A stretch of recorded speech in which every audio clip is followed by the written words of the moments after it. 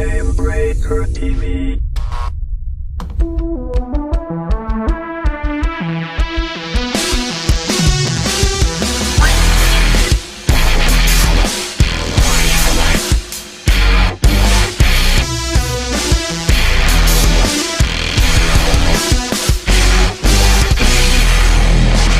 Hello. What's up, everybody? Welcome to GuildCast, episode 29 for June 26, 2012. Of course, you're watching Gamebreaker. I'm Gary Gannon, and today it's almost time to play Guild Wars 2, at least for a little while anyway. Chris Whiteside and Eric Flanham talk about beta feedback, and do we actually finally have a complete world map of Guild Wars 2? All that, of course, plus your viewer questions, but first, various people that know things about Guild Wars 2. That'd be Scott, that would be Elizabeth, that would be Richie, and I would be Gary, and this just in. All right, let's move on. Hi, guys. Hi. Hello. What's up? New intro for you guys. I like it. Scott, Elizabeth, Richie, show's over. Good night, everybody. Peace. All right, this just in. A lot of people were freaking out this morning. Guild Wars 2 is not out.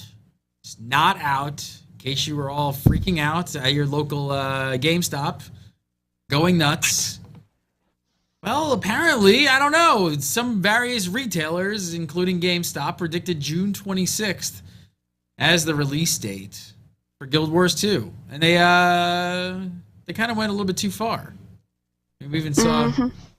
We even got to see what do they got up here on the site here? They actually even put. Oh, I don't want to play this. No, they have, like, posters up. They have like kiosks up and everything. Wait. Mm-hmm. Available 6/26. Guild Wars 2 kiosk. Honest, you can trust us. Unbelievable. We're never wrong. Yeah, what I find funniest about this is that, like, a month ago, they had a business call talking about predicting a late, quarter 3 release or later. So why did they not change their messaging? Like, if you're predicting a later release than you have, why did you not change it? Good for that. It's a good question. I don't know. Was anybody else surprised by this? I woke up this morning and I was just like, what? What is this? Kiosks? Like, I don't know. I mean, it's pretty safe to say that we shouldn't believe anybody that puts games out on the market at this point. Yeah. It's like, look, we've printed all this stuff up. We might as well put it outside. The dates. It's that date. That is today. What were Nice for today, yeah. What were the dates on the jerseys? Did anybody have the jerseys pick available? Yeah, it's for 6/28. Oh, That's it. Yeah. So they were really just 2 days too early. Yeah, it's coming out Thursday. Thursday. That's it. They've got the kiosks ready. No head start. No, so. That's why the size of that client's so big. That client update is so big. It's actually coming out in 2 days. They're actually giving you the full game so that it's playable on Thursday. No, so basically, surprise, it's not out. It's not really out. So I guess, the only people you can really pay attention to are ArenaNet, NCSoft, Savvy Korean Investors, and Gamebreaker. That's probably the 4 sources. And massively. No, we don't watch you guys. I don't know. Anybody want to throw out a potential release date? It's always fun. I think I'm gonna go September. September 11th.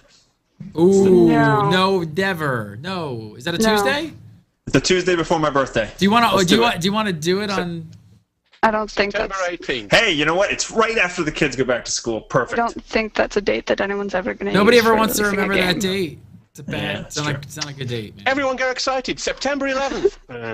Yeah, it's not a class move. All right, September 18th. 3,500 or however many people perished on that day.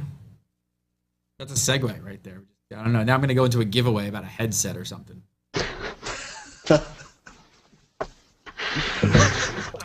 No. I don't know. Stop there. Yeah, but what do you do? Was there any reports of these actually being out in the stores for people to walk by? Yeah, I know one person who actually works at a store for it, and she actually just covered up the date so that it looked nice and shiny. It was like, hey, Guild Wars 2 is playable soon. without actually having a date. But yeah, I know that there were actually businesses that had them out.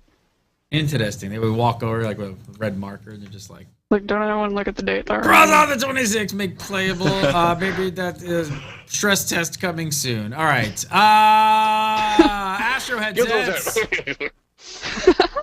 Got these bad boys right here. These are Astro A40s. I've been wearing these for over a year. I love these headsets. We're giving away a pair.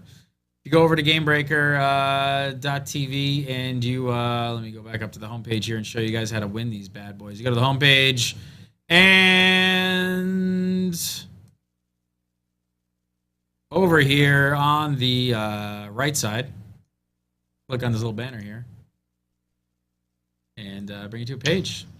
And we're not only giving away a pair of A40s, we're also giving away a backpack to go with it. So you're gonna get these sexy A40s. I forget how much these are. They're like $250, $300. They're awesome. And this backpack. All is one gift. You're gonna get both of these. Whoever wins is getting both. We're just giving the whole thing away. Astro A40. Just go over to Gamebreaker.tv. Click on the banner. I get so many questions about these headphones that I've been wearing them forever. I gotta do. Do you guys have Astros, by the way? No. I do not. I honestly, I'm not even like there's no reason to keep plugging them. Could tell you about the contest, but not even joking. The next time you're going, you need to buy a headset. Like you're in the market for one. Don't even think twice. Just get these. The A30s are awesome as well, but the A40s, I swear to God, you could wear these things for like, I'm not even kidding, like 20 hours and never get ear fatigue. Like, no offense, Scott. I had those ones that you have. Those are the Logitech G90s, right? Yeah, they start. Yeah, they hurt after a while. They start to like kind of put too much pressure. These are. Yeah, I get lobe trouble. Yeah, I do too. Mm-hmm. Chafing. Baby powder. It's all about the baby they have powders for that, yeah. All right, well, it might not be out if you're watching this live, but you're going to get to play tomorrow. If you're not watching live, you either have played it or you've missed it. Blame ArenaNet, not us. But stress test coming tomorrow, Wednesday. What do you have? It's 10 a.m. Pacific till 2 p.m. Pacific. Mm-hmm. Is it? I mean, it's a bit of an odd hours window. A lot of people at work. Perfect for Europeans. Well, it is because the Europeans, a lot of them missed out on the end event. Yeah. The end event will be running tomorrow, so you'll be able to see. So, is that the reason that they're doing it? Giving them some love? Yeah, they'll get to see it all. Yeah. Well, you can also make the argument that it's during the business hours of ArenaNet, so they'll all be there. They don't have to pull people in. Yeah, for weird hours. No character wipe either yet, so that's good. No character wipe. Yay! So what are you gonna do this beta weekend? Let's talk about. You guys did this in pre-show. We'll just go around the table here and. I mean, what are you guys gonna do? You guys expect to keep your characters that you've been playing from the previous betas? You're gonna roll new ones? What's gonna be the sort of? What you gonna roll, Richie? What you gonna do? I'm torn. I haven't fully decided, but part of me wants to get like my highest level tune right now is like level 14 or 15. I really want to get one of them up to the level where I can start running Ascalon Catacombs and check out the dungeon because I have yet to do that. The other part of me, wants to continue trying each profession and maybe taking them into the structured PvP where I can see how they play at level 80, so I can get closer to making a final decision on that. So it's tough. It's only having these short spans, and a lot of times, have these beta weekends or these stress tests. I have the kids all over me and stuff like that, so it's really hard. Just lock them in the shed. Just lock them in the shed. Duct tape and Cheerios. Couple cans of beans and a hunter's knife. They'll be fine. They'll figure it out. That does not sound safe. Go play at your friend's house. They'll figure it out. That's when you need to set up play dates, really. But it's only what? Knife and can of beans. It's only 4 hours. What could go wrong? 4 hours. if I don't check in on them, lots. I was telling someone today. There's not a 15-minute. The longest window I have before having to do something to save their lives is 15 minutes. Is it completely apparent that I don't have children? This is why. Liz, what are you gonna do? What's your plan? I don't know. I think I might take a character and revisit the human starter area because I haven't seen that in a very long time. So I might take a character who's already beyond that level just so that I'm with someone that I'm familiar with, but take them back just to kind of see what's changed, what's been implemented, how it feels. Not to derail, the chat rooms are the funniest thing. Gary would grief his own children. That's the kind of love. Scott, for the love of God, Yeah? please. Oh, you know he's doing it. Please do something other than a guardian. No. No, I want to level up more. I'll say my guardian's only like level 13, and I don't want to keep on having new characters in the starting areas.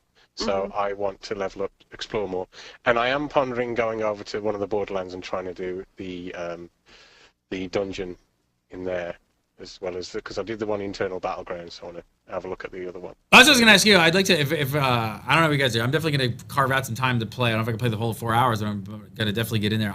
My main thing is I want to get in and see the WV battleground dungeon thing. It's worth it. What is it called Frightened again? too. Are you scared? Why don't we all four of us should go, man? Let's. Yeah. Scott It's knows his called- way around. So. Yeah. Yeah, Follow Scott me can in guide it. us I'll through be the a good idea. safety.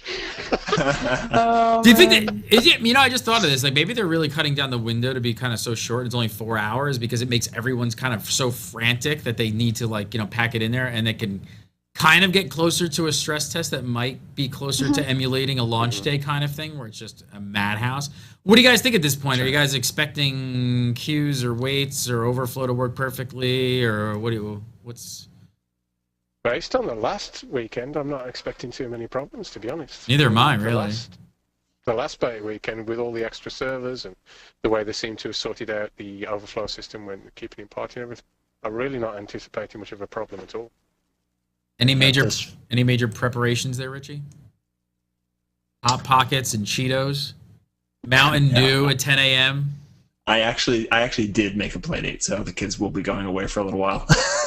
So that's so I will have some time to play. But yeah, I don't think there's gonna be much of a problem either. You remember they had a stress test right after the first beta weekend event, and that was when we first saw a lot of the improvements immediately go in. And if you update your client, that's a little word of advice. Yeah. There's a big patch already, and I'm excited to see what they have in store for us.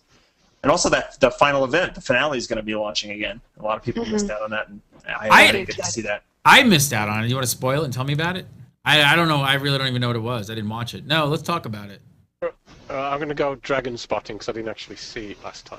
So Yeah. I'm going to see. What happened? Tell me, Elizabeth. You don't want to tell? Come on, spoil it. Spoiler No, alert. I mean it's been all over the place. So chat room, plug your ears or something.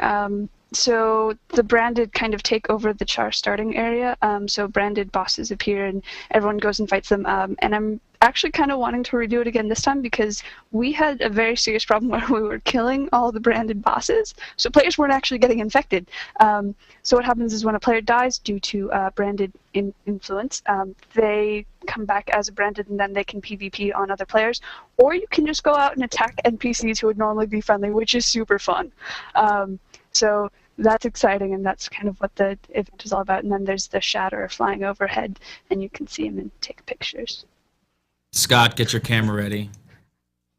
Oh well, this time I'm going to actually see it because I was too busy running around jumping on infected players and killing them. All right. So Just find a safe spot and just stare at the sky. mark your alarms for 2 then to make sure you're all in there for chat room and everybody else watching this. Get in there and watch the end event. So you got to go to the char area, huh? What'd you say? 1? Yes. It's 1. It's Well, 2. because it doesn't start at the end. Like Oh, they do it in it's like an hour. Yeah, 45 minutes-ish. Okay. Should be. So round 1. If it's like it was last time, yeah. Get your butt over to the char area. All right, next up, really quick, I want to tell you guys about an amazing deal we got going on with Netflix. Go over to netflix.com/GameBreaker TV to sign up for a free 30-day trial. It's for their streaming service. It's $8 a month thereafter. If you don't like the service, you can cancel it at any time. I think when you try it, you're not going to cancel it. I honestly don't watch TV anymore. I just watch Netflix. That's really all I do. And it's a lot of UFO and conspiracy things, as we have learned to know about me. Wonder what that says. I'm not really sure. Maybe I should just start a UFO conspiracy show here on Gamebreaker TV. The amount of stuff that I watch, I feel like that would go over well. wouldn't it? I think it would. Just Netflix could possibly sponsor that. Be watching. No, but seriously, go over to Netflix.com/GameBreakerTV. Sign up for the free 30-day trial. Like I said, you can stream it to your Xbox, your PS3, your Wii, your iPad, your iPhone, your Android, all over the place, including your desktop as well, of course. And if you like the service, keep it after 30 days. Like $8 a month. You watch everything on the streaming service. It's great. If you don't like it, no questions asked. Cancel it. I don't think you will, because I think you're going to love it. All right, next up, rpgamer.com asked ArenaNet some questions about their last weekend beta event. Go over to rp-gamer.com to read the entire interview, but we pulled up some of the important details. So first up, producer Chris Whiteside said, much of the feedback we are looking into now surrounds balancing accessibility, tutorials, and a number of nice-to-have requests from the community.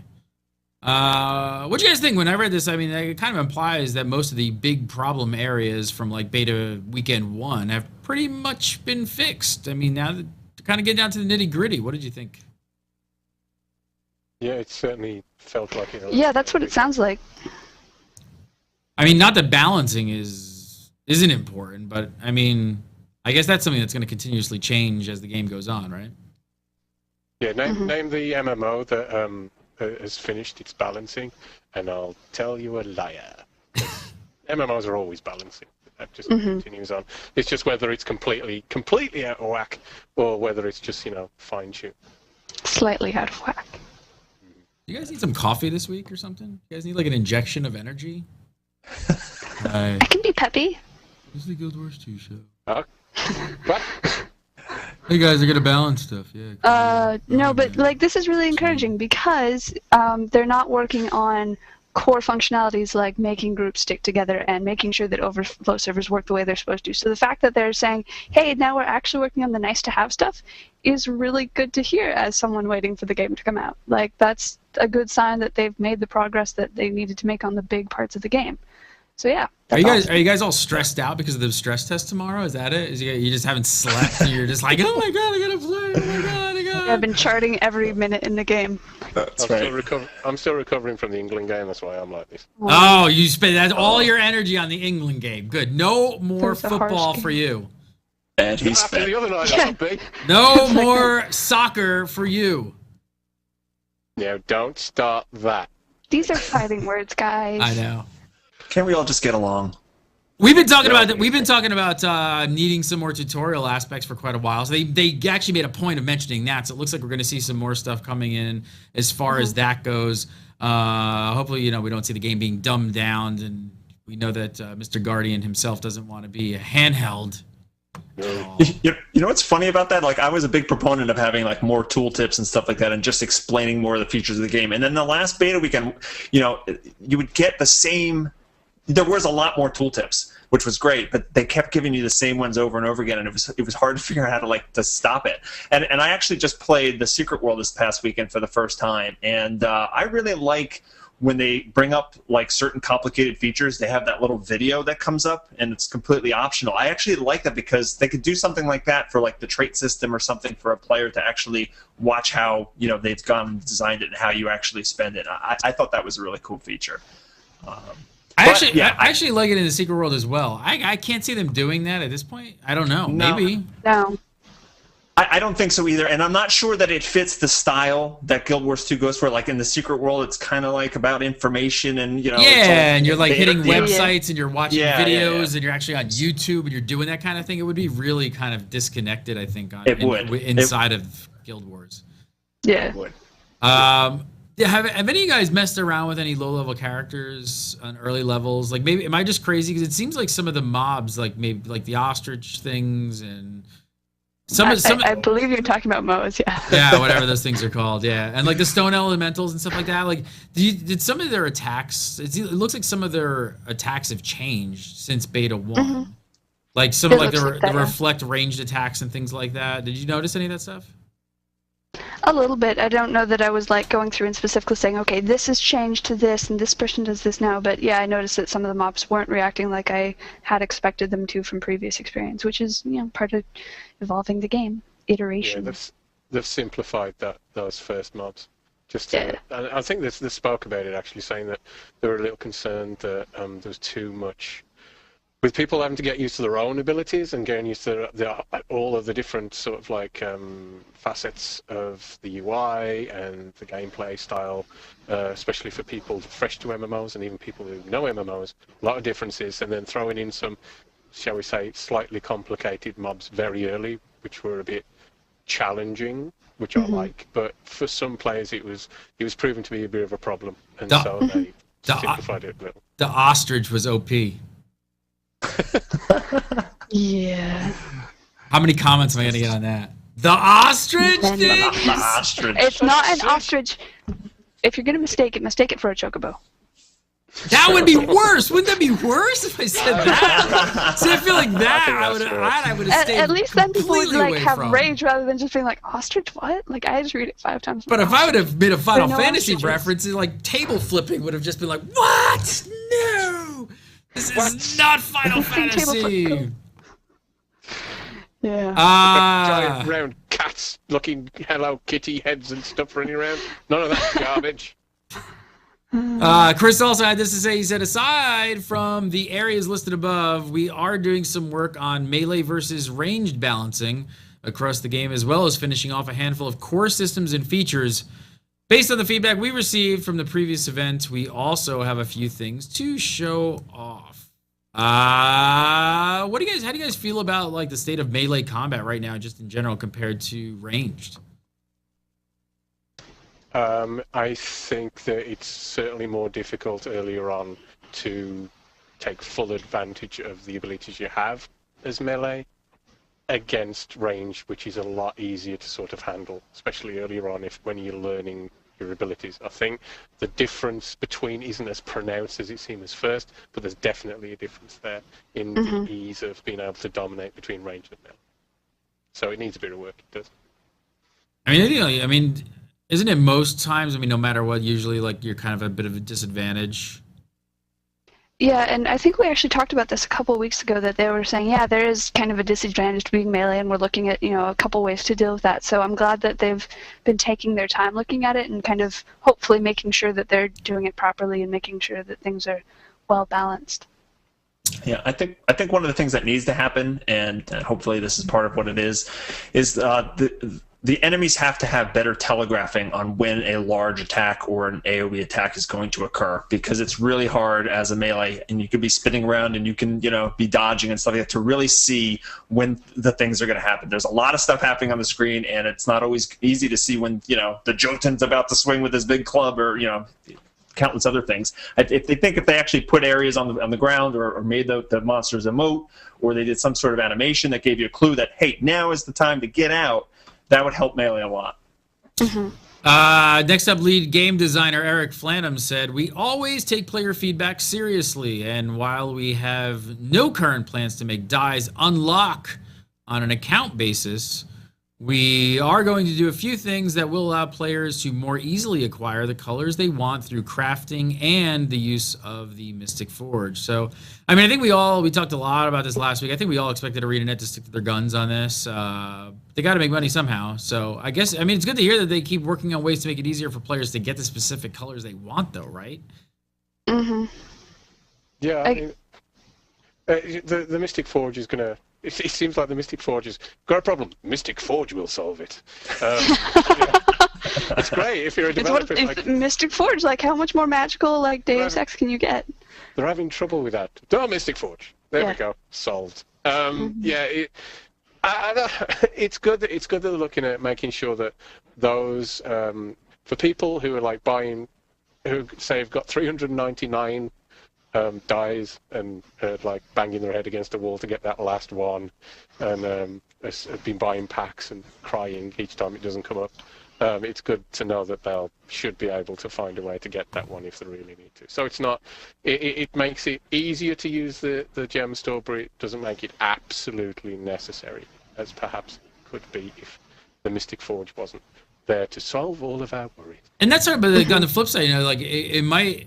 Who knows exactly how they're going to do this? But it might be a little bit too generous. If you can just get the 3 colors you want, where is the motivation going to be to actually use the gem shop for stuff like this at all?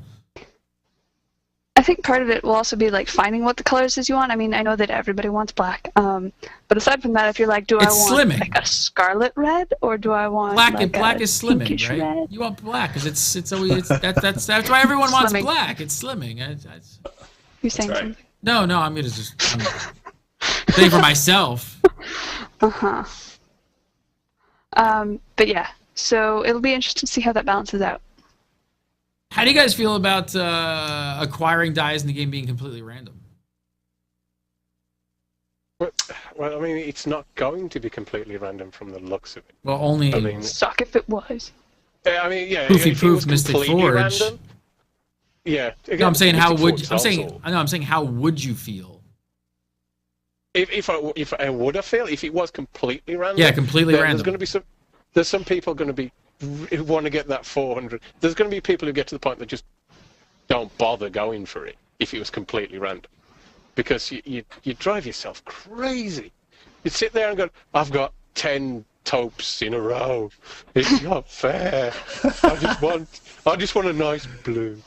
You know, it's it'd be unworkable. It'd just be incredibly frustrating if it was completely random. So there's got to be a mid ground. And what they'll probably do is for the rarer ones, they're gonna be based on other rare ones, and so it's not going to be a case of 3 commons, throw it into Mystic Forge and you get what you want. It's going to be tricky to do, I would imagine, but doable.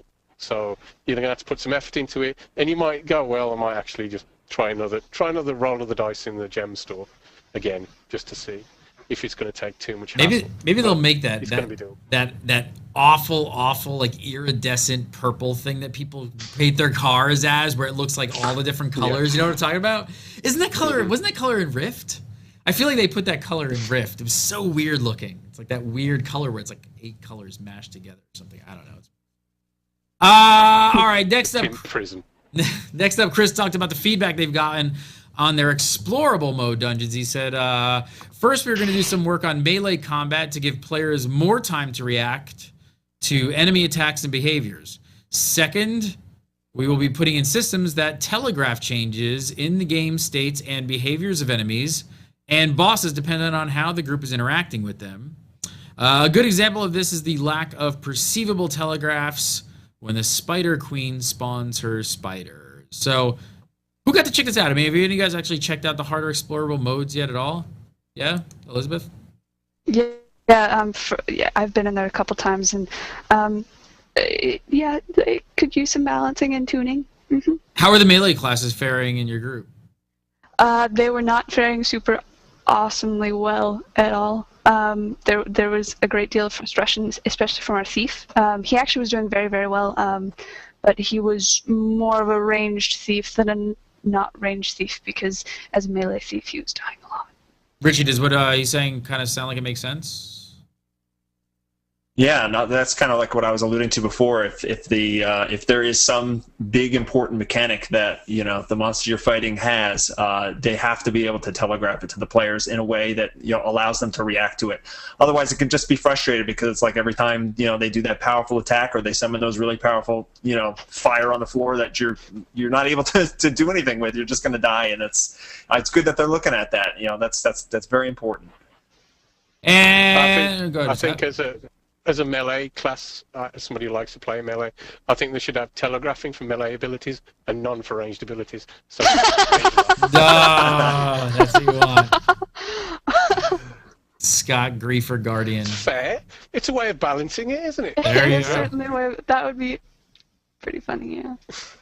Finally, talking about Dub v Dubs, Eric said, we are currently talking about giving some help to servers that are severely overmatched, but we aren't quite ready to talk just about how we're going to do it yet. All right, I'm calling it now. Dragons. Massive, massive dragons. Who's with me? I agree. Right? I think they're going to make it like super engaging. So the way it works is that like you're in trouble, you hit the panic button, Zaitan shows up, kills the second strongest team, raises them as zombies, has them kill the strongest team. You're sitting in Stone Mist Castle being buddies, and then everybody on your server who was on there at that time can't finish PvE.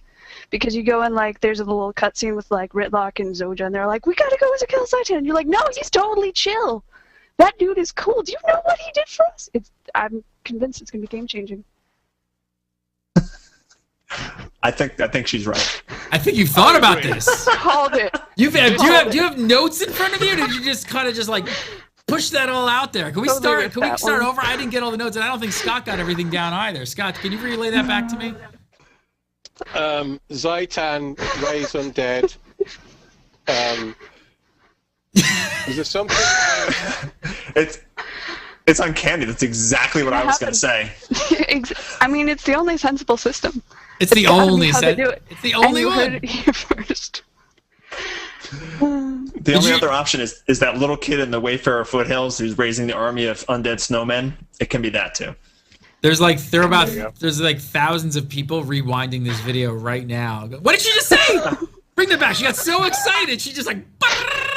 And I'm done. You become best buddies with Zaitan. That's how it works. That's how it works. Like, It is the ultimate story shift. Wait a minute, get Guild Wars Wiki up. She said, Yeah. So they just that's funny. You guys all agree? Do you think it's how it's gonna work? You think it's what they're gonna do? you know All what right. it is. I love that. The undead dragons? Sure. Yeah. More dragons. More dragons. All right. Kind of a soft announcement. I guess to tell you guys, we don't have a name. I don't know when we're gonna do it. Probably really soon. I'm thinking maybe next week. It might be as early as next week, but I can't guarantee it. We're gonna do another Guild Wars 2 show. If one show wasn't enough, we're gonna make two.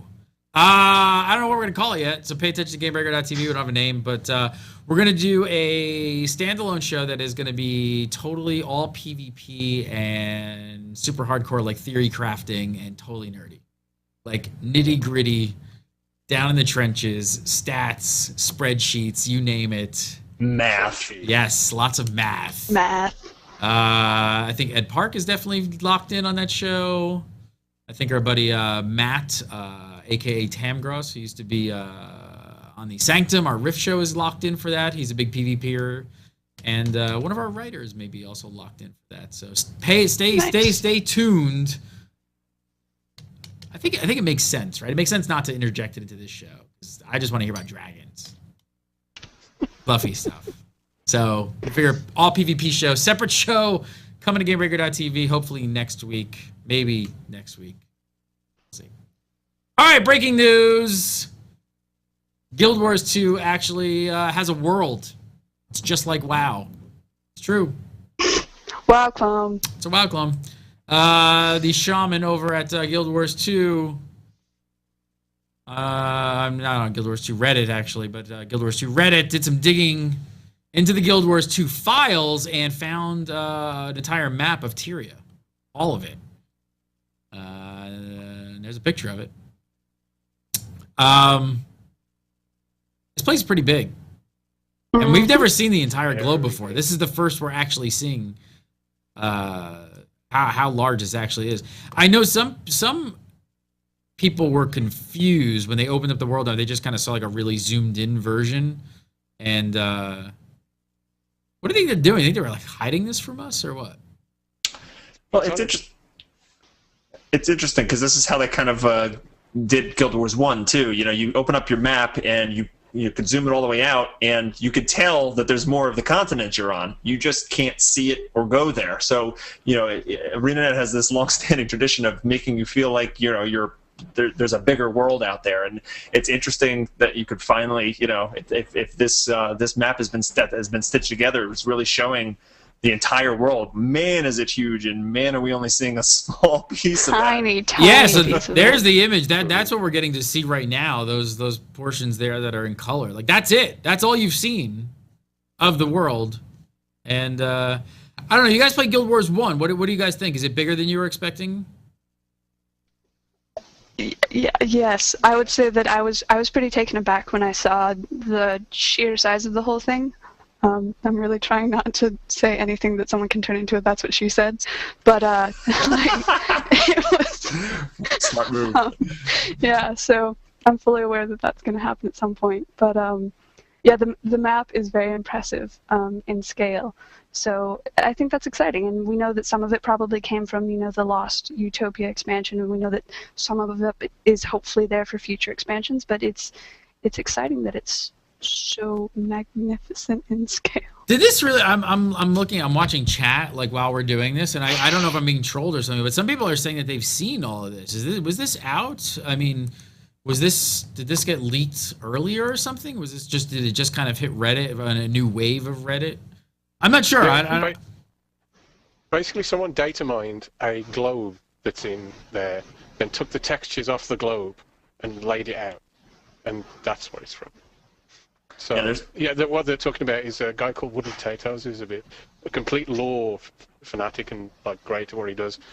Basically went through the whole thing and looked at good video, certainly worth watching, and just went through like what seems to be fit in from the lore perspective from the first one, and then how it fits into Guild Wars 2, and how some of it doesn't actually seem to mesh completely. There seems to be things that you wouldn't expect on that map. Which is really interesting. I'm being trolled by people who think like 2 days is old. Like I get that, we get that. Like you put out news. Ancient, man. That was on Reddit like 3 days ago, generations. man. Are you kidding me? That's not news. It's Guild Wars 4 now. We should have had a breaking episode of GuildCast just to cover that. All right, it would be fresh. All right, Reddit hipsters. I liked it before it was on GuildCast. Yeah. Take your woolen hats off. But I gotta say, lots and lots of expansions. Does anyone else? Lots and lots of expansions. Oh yeah. It's gonna be crazy to see what their opinion. Well, because there is Asura portal technology in the world that we know, and the fact that we don't know what's going on in those other parts of the world, and haven't interacted with the peoples or the creatures that might have lived there, it's going to be interesting to not only see them but also hear ArenaNet storylines of why we haven't heard from that side of the world or those different places. It's gonna be interesting.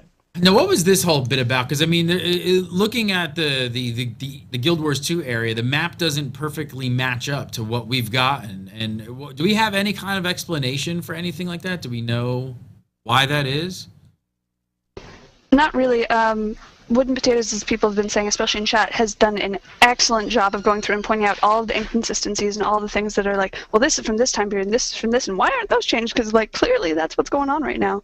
So we don't really know. Like, we have to assume that it was made by a flawed in-universe map maker. Maybe. Just the great thing about it is you can also start to maybe speculate that there's reasons for certain things not being the way they are, which would be much more exciting. Tinfoil hat.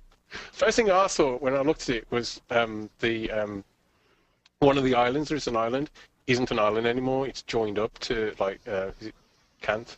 I think. Cantha, yeah, the Cantha mainland is. And that's joined up now. So the sea level seems lower there, but in others it seems higher because there's an island missing. And then there's all sorts of stuff that doesn't quite all add up. Now it could be someone just screwed up, but it could also be that there's actual more story for why those changes are there. Which, if you look at how detailed it is, and I'd be surprised if it's just, oh, sorry, we forgot all about that section of the lore that we did when we made this really intricate map. So I think it could be that it's just loads of new, interesting story to be found out there. Yeah, I mean, it could be story. I mean, we can't take this as 100% accurate until we see it in game or the official release at all. I mean, this was data mined material. Who knows when they really made this, what it's pertaining to, like if it needs to be updated or things need to be changed. I mean, we can't. I don't know. It's definitely there for a reason. Yeah, and if they took the information from a file that's supposed to be on a globe in game, then who's to say that the in-game maker of the globe didn't make it inaccurate on purpose? It could be that the people that made the globe don't really know how it looks. So there's a lot of different explanations. And if it's stuff like Priory stuff where they've sent various people out at different times, then they've come back with information from different periods of the history, and that's why it's all meshed together from different parts of geography and history. That's why it doesn't quite match up. Then perhaps that could be why. But we'll see. That makes a great deal of sense. I'm going with aliens. Intergalactic Ganon. That's what you should call the show. Intergalactic. All right. So some viewer questions. First up from Christopher Lawrence. Yes, he says, since the developers outlined the fact that level 80 characters would have a distinct advantage in Dub v Dubs, would an XP boost in the cash shop constitute pay to win in the rush to level 80? I don't know, is this a valid concern? What do you think? I've been told not to troll when I'm answering questions anymore. People. Oh, snaps. Yeah. So I'm going to say no, it's not a big concern because the XP boosts that you get are so negligible in how much help they actually give you that it's not giving you a massive race to the end and win. And also, if you are level 80, it does give you an advantage, but in WVW, it's not such an overpowering advantage that just knowing what you're doing can make a difference. So yes, you will have an advantage if you're level 80. Does it mean you can just ruffle stomp across the fields and destroy everyone? No, it doesn't, not at all. So there's a slight advantage, but that advantage is not massive, and the advantage that the XP boosts give you is not a big advantage either. So personally, I don't think it's a thing to worry about. Yeah, I mean, for one thing, in World versus World, the level of one character isn't going to decide the balance between servers. It's not going to be like, oh, she got to level 80 too fast. Like, our server is screwed. It's just not going to happen.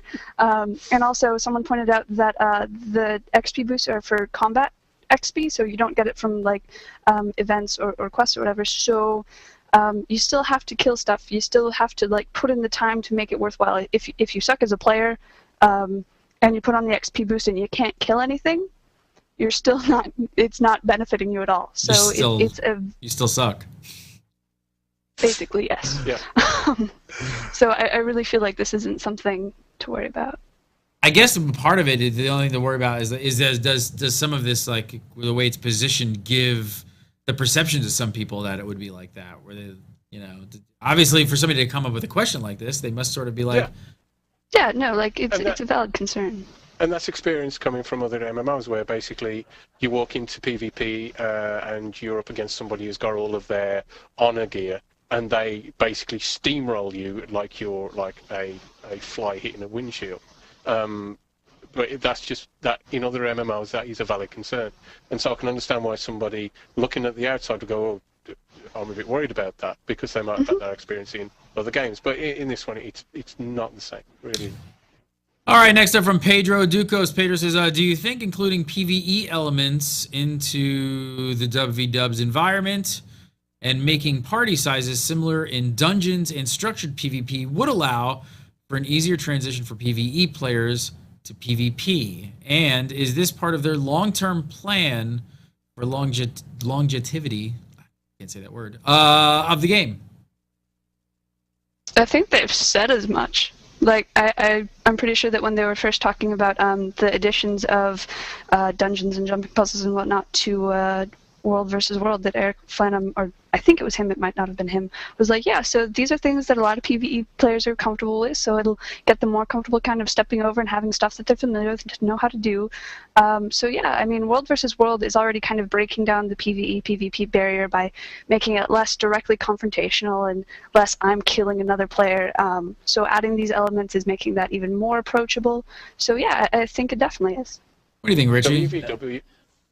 I think there's an interesting observation there that I didn't really necessarily consciously think of, is that there's also the same number of players for a 5-man explorable mode dungeon and the 5 people that can queue up for like the tournaments for the structured PvP. And it's interesting because a lot of other MMOs, they'll have 25 men for a raid and then 10 men for the PvP, and it kind of makes you have to have subsets of a group, which can kind of sometimes be awkward socially and stuff like that. This, the things you're going to be doing at level 80 and maybe the most things you're going to be doing long term in this game, you can do it with the same 5 people if they're skilled and you enjoy hanging out with them. So I think that's another part of the plan for them, and it's good. Mm-hmm.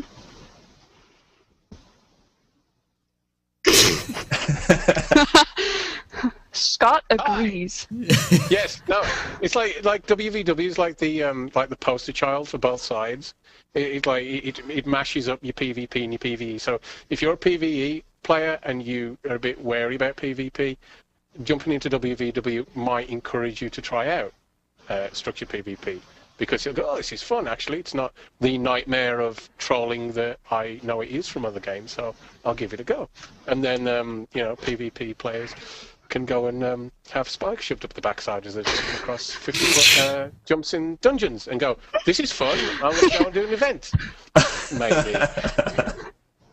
right, last up from Ricardo Concepcion. Are you guys and gal okay with the way armor degrades in PvP? In my opinion, since you're more likely to die in PvP, they should remove the death penalty. No! So, in explorable dungeons, since you're definitely more likely to die, should they remove it there? Like, that as a reasoning doesn't really make sense to me. Also, it's because it's kind of oddly worded. Structured PvP, you don't degrade your armor when you die. So there's that. So I assume that he's talking about degradation specifically in World versus World, which I don't really feel more likely to die there unless I'm running through a hail of arrows than it would be in PvE. Oh, they're so bad. They're so bad, man. Damn you, Jesse Cox. Those arrow carts, man. So bad. I had lunch with Jesse yesterday. Nice chap. He was asking me He's all a about. nice fella. Yeah, he was trying to hack into my Guild Wars 2 account while I was sitting here. Eating a can of beans. That's about it. I guess that's it. Does Elizabeth have any questions? Yeah, Elizabeth, Elizabeth does not have any questions. You didn't send any questions in today? Oh. My curiosity has been satisfied. Chatroom had a great idea, and I wish I thought of it, but they thought of it. I should have sent in a question to ask you. I would have lost it, man. Especially if it had been a video question. Oh. Priceless. Why don't you set yourself up? Yeah. Well, see, now I know it's coming, so I can't ever be surprised by it. Yeah, now you can't really do it. Now you just gotta be goldfish. So now you gotta be stealthy. Like, wow. Gotta wait like 20 episodes now. Richie Procopio. Follow him on the Twitter, Richie Procopio. Go to massive.com. Fog Otter taking over the world. Yep, check out my YouTube videos. Fog Otter. Fog Otter. Elixir with Claire. Follow her at Elixir with Claire on the Twitter. Go to Massively. She does not reside at Bog Otter. I do not. So just making sure of that. And Scott Hawks. Find me at Bog Otter. Find him at Jaramore on Twitter. And yeah, okay. Yeah. And you don't want to follow me. See you next week.